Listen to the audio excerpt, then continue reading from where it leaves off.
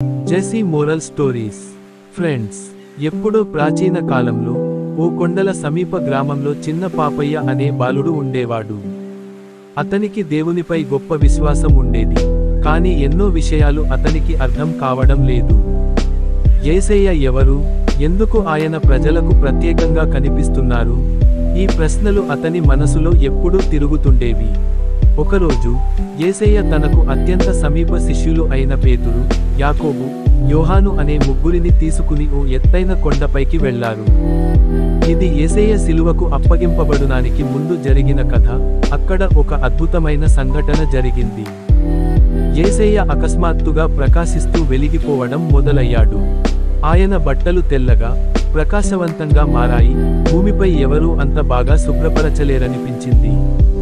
అలా మెరిసిపోతున్నాయి ఆయన బట్టలు. అప్పుడు మోషే మరియు ఏలియా, పేరెన్నికగల దేవుని ప్రవక్తలు యేసుతో కలిసి కనిపించారు. ఈ దృశ్యాన్ని చూసిన శిష్యులు ఆశ్చర్యంతో తలలు వంచారు. పేతురు కంగారుతో, బోధకుడా, మనమిక్కడ ఉండుట మంచిది. మేము నీకు ఒకటియు, మోషేకు ఒకటియు, ఏలియాకు ఒకటియు 3 పర్ణశాలలు కట్టుదుమని చెప్పెను.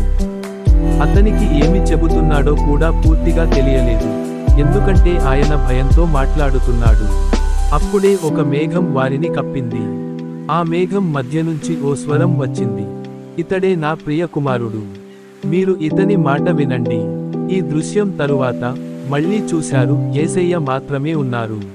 మిగతా వారు అదృశ్యమయ్యారు.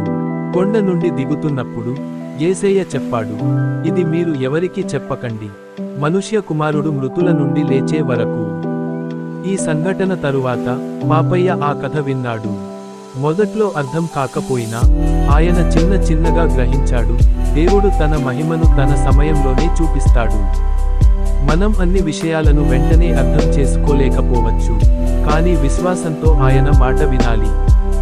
కథలోని సారాంశం. ఈ కథ మనకు ఒక గొప్ప సత్యాన్ని నేర్పుతుంది. ప్రతి విషయానికి దేవుని సమయం ఉంటుంది.